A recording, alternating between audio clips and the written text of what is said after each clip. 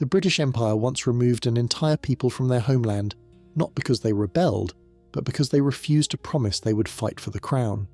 14,000 French-speaking farmers who had lived on the same land for 150 years, who had built some of the best agricultural territory in North America with their own hands, were loaded onto ships and scattered across the Atlantic world. Thousands of them died. Their homes were burned to the ground, their livestock was seized, their churches were torched, and the official justification was that they would not swear an oath. The Acadians occupied a strange and unlucky position in colonial North America. They were French-speaking Catholics living on land that Britain claimed after 1713, surrounded by Micmac allies of France, sitting between two empires that wanted the same stretch of coastline. Their home, Acadia, covered what we now call Nova Scotia, New Brunswick, Prince Edward Island, and pieces of northern Maine. The Bay of Fundy ran through it like a spine. The tides there are among the most extreme on the planet, rising and falling as much as 16 meters twice a day, exposing kilometers of mudflats and salt marsh, before flooding them again. If you have not seen the Bay of Fundy at low tide, it is hard to convey the scale of it. The water retreats so far that fishing boats end up sitting on the bottom, like toys abandoned by a child. The Acadians figured out how to make those tidal flats productive, and the engineering behind it was genuinely clever. They built a system of earthen dikes and wooden sluice gates called Aboiteaux. The concept was straightforward, but the execution was not. You pile up earth to hold back the tide, then install a one-way valve made of a hollowed-out log with a hinged flap that lets fresh rainwater drain out while preventing saltwater from coming back in during high tide. Over a few seasons of rainfall flushing the salt from the soil, the reclaimed marsh becomes farmland so rich it barely needs fertilizing. Nobody else in the Americas was doing anything like it. The technique was unique to the Acadians, passed down through families and refined over generations, and the land it produced was extraordinary. By 1750, settlements like Grand-Pré on the Minas Basin had become thriving communities built on this reclaimed earth. Grand-Pré itself had about 1,350 people stretched along a 2.5-kilometre village front overlooking the Dykelands. The broader Les Mines district held around 2,450.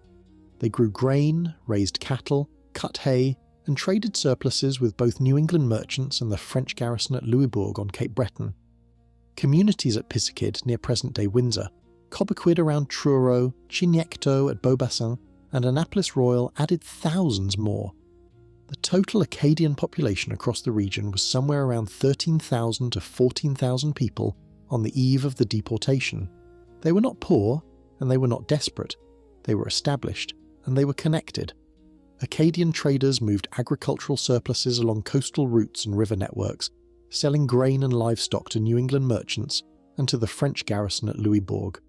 They built boats, ran sawmills, and maintained relationships with the Micmac that went back generations, including intermarriage and trade alliances that gave both communities a stake in each other's survival. The Micmac had their own reasons to resist British expansion, and their alliance with the Acadians was genuine, not just political convenience. These were neighbours who knew each other's families. That matters when you're trying to understand why some Micmac fighters risked their lives helping Acadian refugees escape into the forests a few years later. Acadian families descended from roughly 100 original French settler families who'd arrived in the 1600s. Pierre de Guademons and Samuel de Champlain founded Port Royal in 1604, making Acadia one of the earliest permanent European settlements in North America. Over the following century and a half, these families intermarried among themselves, occasionally married into indigenous communities, and developed an identity that was neither metropolitan French nor anything British. They were Acadian. They spoke their own variety of French, maintained their own parish networks, and elected their own village deputies, who negotiated with colonial authorities. Historian Naomi Griffiths traced this identity in her work, showing how traditions of local self-governance gave the Acadians a settled expectation that decisions about their land would involve their input. That expectation would collide badly with what was coming. France founded Acadia, Britain took it. That is the short version. Port Royal fell to British forces in 1710 during the War of the Spanish Succession, and the Treaty of Utrecht in 1713 formally handed mainland Acadia to Britain, while France kept Cape Breton, where it built the massive fortress of Louisbourg and Ile Saint-Jean, now Prince Edward Island. On paper, The Acadians were British subjects from 1713 onward. In practice, the British controlled their forts and the harbour at Annapolis Royal. They did not control the countryside. French officers still operated in nearby territories. Micmac allies of France still dominated the forests and coastline. The Acadians still spoke French and attended Catholic Mass, and had no intention of becoming English. This ambiguity created a problem that dragged on for over 40 years. British governors kept demanding the Acadians swear an unconditional oath of allegiance, one that would include a promise to bear arms against France and its indigenous allies if required. The Acadians refused. They offered conditional oaths, pledging obedience in civil matters, while exempting themselves from military service against their own kin, and guaranteeing their right to practice Catholicism. Governor Richard Phillips accepted such an oath in 1730, and the Acadians became known informally as the French neutrals. For a while, it seemed like a workable compromise. The Acadians got to stay on their farms, the British got a population that would not actively oppose them, and neutrality was not an unreasonable position for people in their situation. They had family and cultural ties to France, but they also had farms and livelihoods under British jurisdiction. Picking a side in an imperial war would guarantee they lost something either way. Staying neutral was the rational survival strategy for a small community trapped between two much larger powers. The British never quite accepted this. They saw neutrality as disloyalty with a polite name. It was not workable for long. Subsequent governors and officials treated the conditional oath as a temporary concession rather than a permanent arrangement, and they kept pushing for the unconditional version. Meanwhile, the region kept erupting into violence. King George's War ran from 1744 to 1748. Father Le Loutre's War picked up almost immediately afterward, lasting from about 1749 to 1755. These were not distant conflicts. They were happening on Acadian doorsteps.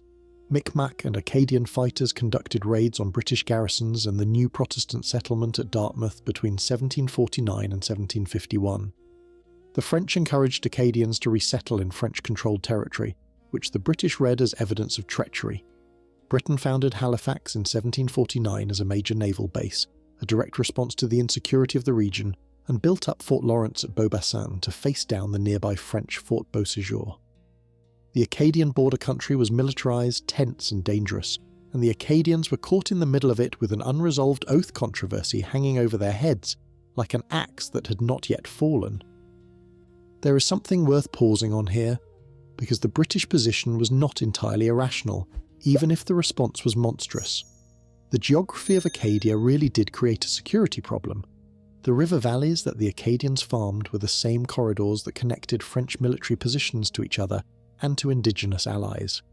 The Chignecto Isthmus, where several thousand Acadians lived, was the land bridge between Nova Scotia and New Brunswick, and the most direct overland route between Halifax and Quebec. Fort Beauséjour and Fort Lawrence sat practically within cannon range of each other, across this strip of marshland, with Acadian farms in between. British officers looking at a map could see that in a future war, they would have a large Catholic French-speaking population sitting directly on their supply lines and lines of communication. That is a genuine military problem. What makes the British response criminal is not that they identified the problem, but that their solution was to destroy the civilian population rather than negotiate with it. The strategic calculations were plain. Acadian settlements sat on river valleys and supply corridors linking Louisbourg, Quebec, and indigenous communities. If full-scale war broke out, British planners expected Acadian farmers to feed French garrisons and indigenous fighters. They might even pick up weapons. Colonial elites, meanwhile, could see that the Dyke lands were among the best farmland on the continent, and they wanted it. The dispatch to the Pennsylvania Gazette in September 1755 openly celebrated what it called a great and noble scheme to expel the neutral French and replace them with English farmers. The language was not buried in private correspondence. It was in the colonial press for anyone to read. Anti-Catholic sentiment in Britain and its colonies after the Jacobite rebellions further poisoned the atmosphere. To many British and New England decision-makers, the Acadians were suspect by default. French, Catholic, and living on land that Protestant settlers wanted. It was not a good combination in the political climate of the 1750s. In June 1755, British and New England troops under Lieutenant Colonel Robert Monckton captured Fort Beauséjour near modern Sackville, New Brunswick. Inside, they found documents showing that several hundred Acadians had helped defend the French position. That was enough. British authorities treated it as proof that neutrality was a fiction, regardless of how many of those Acadians had been coerced by French officers. The narrative was set: Acadians bearing arms alongside the French inside a French fort. After the fort fell, Acadian delegates were summoned to Halifax and asked once more to swear the unconditional oath. They refused once more. On July 28, 1755, Governor Charles Lawrence convened the Nova Scotia Council. Bolstered by senior naval officers, including Admiral Boscawen, and the council voted unanimously to remove the French inhabitants from Nova Scotia. The Acadians would be dispersed among the British continental colonies, so they could never regroup. All property would be confiscated for the Crown. Families would be scattered across colonies hundreds or thousands of kilometres apart. Lawrence's written instructions to his field commanders made the plan explicit: military removal, total confiscation, and deliberate dispersal to encourage absorption into English-speaking Protestant society. The council minutes recorded the stated reasons: refusal of the unconditional oath, their alleged support for French and indigenous enemies, and the need to secure the colony and open land to peaceable and good Protestant subjects. That last phrase tells you something about the real calculations. This was not just about military security, it was about replacing one population with another. The first deportation operations began at Chignecto near Fort Cumberland in August 1755. New England Ranger units and British regulars swept through communities, rounded up families, burned villages and crops systematically, and loaded people onto transport ships. The burning was policy, not collateral damage. Every house, barn, mill, and church was torched so there would be nothing to return to. Resistance at Chignecto slowed things down. Joseph Broussard de Beausoleil, born at Port-Royal in 1702, had been fighting the British on and off since the 1740s. He led armed bands of Acadians alongside Micmac, Wolastoqiyik, and Wabanaki fighters in raids on British patrols, convoys, and supply lines. Beausoleil was not a soldier in any conventional sense. He was a farmer and a militia leader who had turned guerrilla because his options had narrowed to fighting or surrender, and he chose fighting. After Fort Beauséjour fell, the British declared him an outlaw. He was captured and imprisoned at Fort Lawrence. He escaped and went straight back to war, this time operating as both a land-based guerrilla and a privateer captain on the water. French officer Charles Deschamps de Boishebert organised similar resistance along the St. John and Miramichi rivers, setting up ambush points on the waterways and providing logistical support to refugee families trying to get north. British correspondence from the period refers to men like Beausoleil as rebels and banditti, the language of criminality rather than warfare. Acadian and later Francophone historians remember them differently. They were people defending their land, their families, and their right to exist in a place where they had lived for a century and a half. Between their raids and Boishebert's networks, perhaps thousands of Acadians escaped into the forests or reached Ile Saint-Jean before the roundups could finish. About 1,100 from the Beauséjour area were deported. Around 2,000 others got away. The resistance did not change the outcome. It changed who survived. Grand-Pré is where the story hits hardest.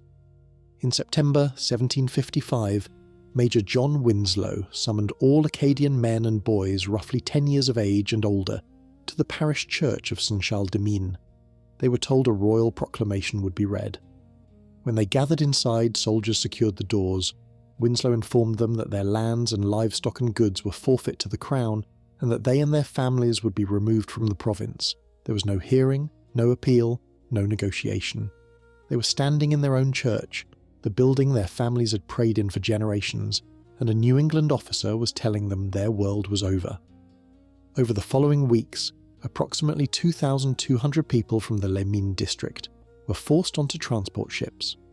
Accounts describe scenes that are difficult to read even at a distance of nearly 3 centuries. Families ripped apart at the waterline, elderly people carried to the boats on stretchers, children loaded onto ships that were not carrying their parents. Nobody told these families which colony they were going to. Nobody told them if they would ever see each other again. The answer in many cases was that they would not. A husband put on a ship bound for South Carolina, and a wife put on one bound for Massachusetts had no postal service, no telegraph, no way to find each other across 1,000 kilometers of hostile colonial territory. The separation was not an administrative oversight, it was the point. If you wanted to prevent a community from reforming, you split its families. The houses, barns and church at Grand-Pré were burned once the ships pulled away. British officers wrote about the wretchedness of the embarkation themselves, noting the overcrowded holds, the spreading illness, the dying that began before the vessels cleared the Bay of Fundy. The Grand-Pré deportation alone accounted for roughly a third of all the people expelled from Acadia in 1755. Similar operations ran at Annapolis Royal, Pisiquid and Cobequid through late 1755 and into 1756. By the end of the first wave, more than 6,000 Acadians had been expelled from mainland Nova Scotia. Between late 1755 and 1757, about 6,000 to 7,000 deportees were shipped to the 13 colonies. Boston received around 735 in October 1755. Connecticut took about 700. New York and Pennsylvania accepted several hundred each. At least 1,100 Acadians sent to Virginia were refused entry by the colonial government and redirected to England, where they spent years imprisoned as prisoners of war. Colonial authorities in the receiving provinces often broke up families further, scattering them across multiple towns to prevent any concentrated Acadian community from forming. The logic of dispersal was deliberate and consistent at every level. Spread people thinly enough across a foreign population, and their language dies, their faith weakens, their children marry out. Within a generation the community stops existing. That was the design. Life in the colonies was miserable. Acadians faced language barriers, religious hostility from Protestant communities, and legal restrictions on land ownership. Generations of independent farmers were reduced to wage labour and tenancy in towns that did not want them.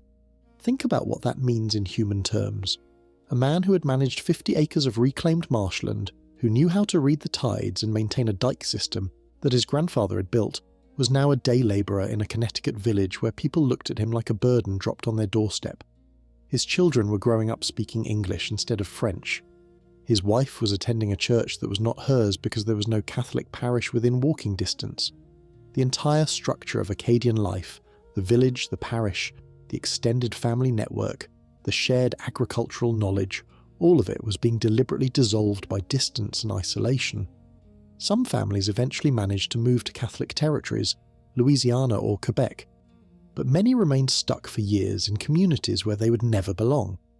The second wave of deportation came in 1758. After British forces captured the fortress of Louisbourg, France's most important Atlantic stronghold in North America, both Ile Royale and Ile Saint-Jean were exposed. Ile Saint-Jean had become a major refuge for Acadians who had fled the mainland or who had been living under French rule. Its population had swelled with refugees from the first round of deportations, people who thought they had escaped the worst. British authorities decided to clear the islands as well, unwilling to leave a large French Catholic population in territory they now controlled. Thousands of people were now facing the same removal campaign all over again, except this time the ships were crossing the Atlantic in winter. The Ile Saint-Jean deportation was the deadliest phase of the entire expulsion. British troops rounded up Acadian families and loaded them onto transports for the crossing to France in late 1758. The ships were overcrowded, poorly provisioned, and heading into the North Atlantic at the worst possible time of year. Several never arrived. The Violet, a transport of about 315 tons, sank on December 12th, 1758, somewhere in the North Atlantic. Between 280 and 400 Acadian deportees drowned. The Duke William also went down, killing roughly 360 to 400. The Ruby wrecked near the Azores and killed 103. These were not warships lost in combat. They were civilian transports crammed with farming families, with women and children and old people packed below decks while December storms tore the vessels apart. The people on those ships had already survived one round of displacement, having fled mainland Nova Scotia to Ile Saint-Jean thinking they would be safe under French rule. They were being deported for the second time when the ocean took them. About 1,500 Acadians from the Ile Saint-Jean deportation died from drowning or disease on the crossing to France. Out of roughly 5,000 Acadians on the island, about 3,000 were deported. The rest escaped or stayed hidden. British search and destroy operations continued for years afterward, targeting communities along the St. John, the Petit Kodiak, and the Gulf of St. Lawrence coast. These were not shipping operations anymore. They were sweeps designed to burn out anyone who had escaped earlier roundups and force survivors deeper into the wilderness. Soldiers burned fields that refugees had planted to feed themselves, destroyed canoes and fishing equipment, and killed livestock they could not carry off. The goal was to make the land uninhabitable for anyone who was not supposed to be there. Refugees who fled into the interior suffered enormously. These were farming people, not woodsmen. They knew how to drain a salt marsh and breed cattle, but they were now living in makeshift camps in dense boreal forest in the middle of a Canadian winter with no stores, no tools, and no access to the supply networks they had relied on for generations. Later genealogical work describes deaths from exposure, starvation, and smallpox among bands of fugitives scattered through the forest. Smallpox was especially destructive because the refugees were crowded together in exactly the conditions that spread the disease fastest, huddled in temporary shelters with poor sanitation, weakened by hunger, unable to isolate the sick from the healthy. Some found temporary shelter at Camp d'Espérance on the Miramichi River, one of several refugee camps where Acadian and Micmac fugitives gathered in the hope that French supply ships might reach them, or that the war might end before they starved. About a third of the refugees at Camp d'Espérance are believed to have died of hunger and disease, the Camp of Hope. The name is almost unbearable. Those who reached France did not find comfort waiting.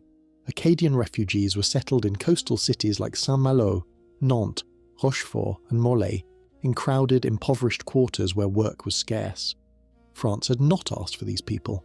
It had encouraged some of them to stay loyal, had armed some of them against the British, and had benefited from their grain shipments to Louisbourg for decades.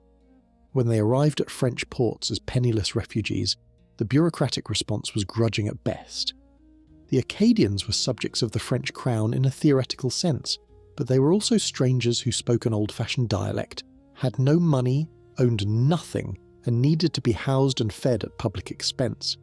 Some got pushed into colonial resettlement schemes in places like Belle-Île-en-Mer off the coast of Brittany, French Guiana on the northern edge of South America, and Saint-Domingue in the Caribbean. In French Guiana and Saint-Domingue, tropical diseases killed people who had just survived the North Atlantic. The geographic range of Acadian death during this period is hard to comprehend when you lay it out on a map. People died in shipwrecks off the Azores, in prison camps in Liverpool, in fever wards in the Caribbean, in refugee shelters in Brittany, and in frozen forest camps on the Miramichi. The same community shattered and flung across the map. Acadian women in these French refugee communities navigated bureaucracies and patriarchal guild systems to keep their families alive. There are accounts of women in Morlaix who became tailors and had to petition for exemptions from guild rules designed to exclude them. These were not women with options. They were widows and unmarried mothers in a foreign city doing whatever it took to feed children who had already lost their homes, their farms, and in many cases their fathers. They were not waiting passively for rescue. They were fighting administrative battles in a second language, in a country with no particular obligation to care about them. The Acadians imprisoned in England had it no better. The 1,100 deportees originally sent to Virginia had been refused entry by the colonial government, loaded back onto ships, and redirected to England. There they sat in port towns and naval facilities as prisoners of war for years, sometimes nearly a decade, dependent on charity, trapped in legal uncertainty, waiting for diplomatic resolutions that did not come until after the Treaty of Paris in 1763. Some eventually reached France, others quietly disappeared into English-speaking populations and were never recorded as Acadians again. Their descendants, if they knew anything at all about their origins, knew only that a grandparent had spoken French and come from somewhere cold. Beausoleil, meanwhile, was captured again and held until after the Treaty of Paris ended the war in 1763. He refused British offers to resettle in Nova Scotia under the same terms that had destroyed his community. Instead, he gathered a group of Acadians and sailed for Louisiana, where the Spanish colonial government gave them land in the Attakapas district. He became a militia captain. He died in 1765 at 63, 3 years after arriving. He had spent 2 decades fighting a war his people could not win. His group was part of a migration that would reshape American cultural history. Waves of Acadian refugees moved to French and later Spanish Louisiana through the 1760s and 1780s, settling in regions like the Atacapus and Opelousas districts. The land was subtropical, flat, wet, and covered in moss-draped cypress. It bore no resemblance to the cold tidal marshes of the Bay of Fundy. They adapted anyway, because that is what survivors do. They learned to grow rice instead of wheat. They fished for crawfish instead of cod. They intermarried with indigenous peoples, people of African descent, Spanish colonists, German immigrants, and other communities in the Louisiana lowlands, and over generations they became something new. They became Cajun, the word itself a worn-down version of Acadian, after generations of Louisiana pronunciation smoothed the vowels and dropped the syllables.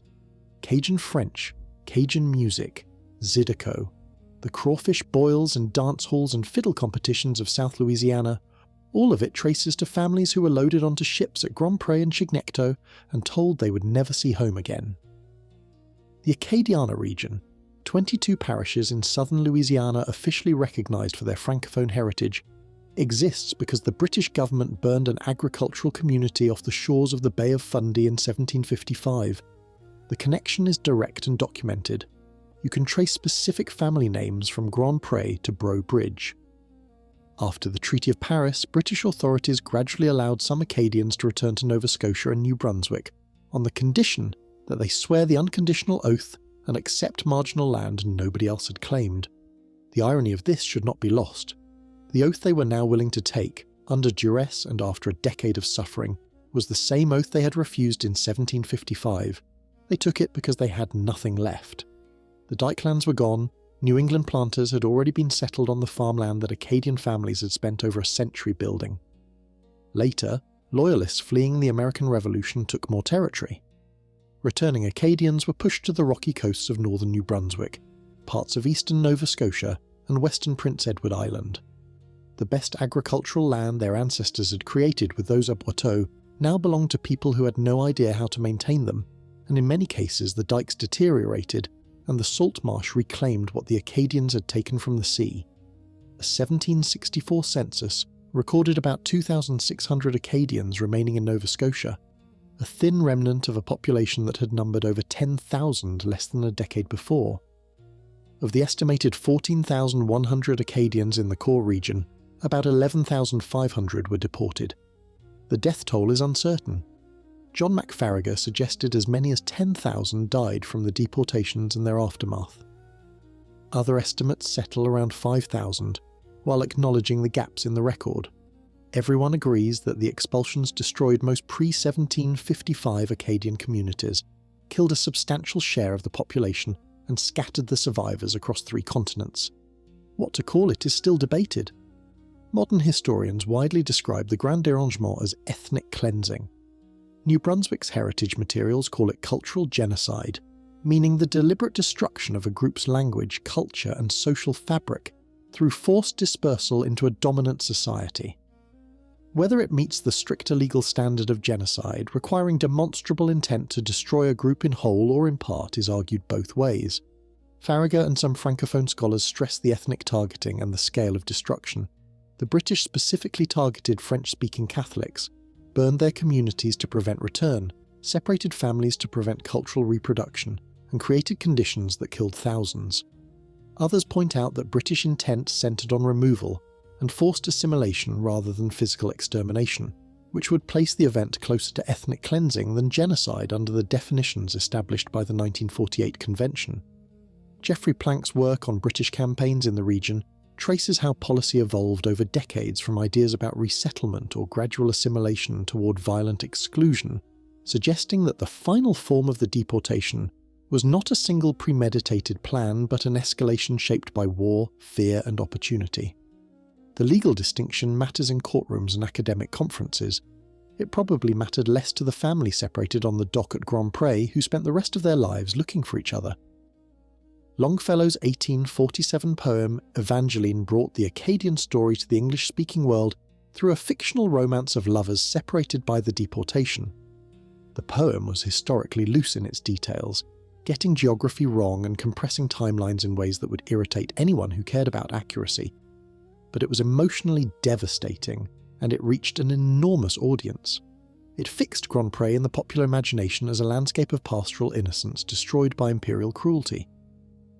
The image was sentimental and somewhat false to the complexity of what had actually happened, but it put the Acadians on the map in a way that historical scholarship alone never would have.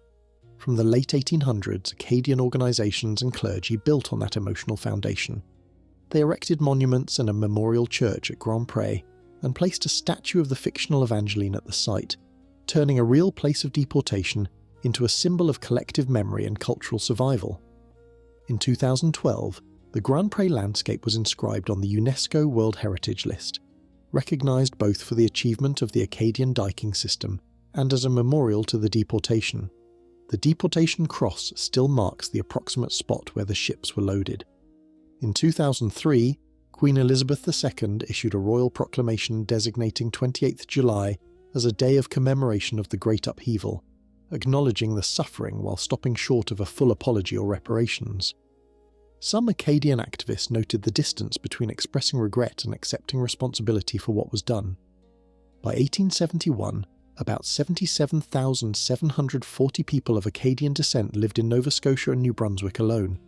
Today, hundreds of thousands across North America claim their heritage. Modern Acadians celebrate National Acadian Day on August 15th, fly a tricolour with a gold star, and maintain a culture shaped by both the memory of 1755 and everything that came after. In Louisiana, Cajun identity is one of the most recognised regional cultures in America. The Acadians lost their homeland. They did not lose each other.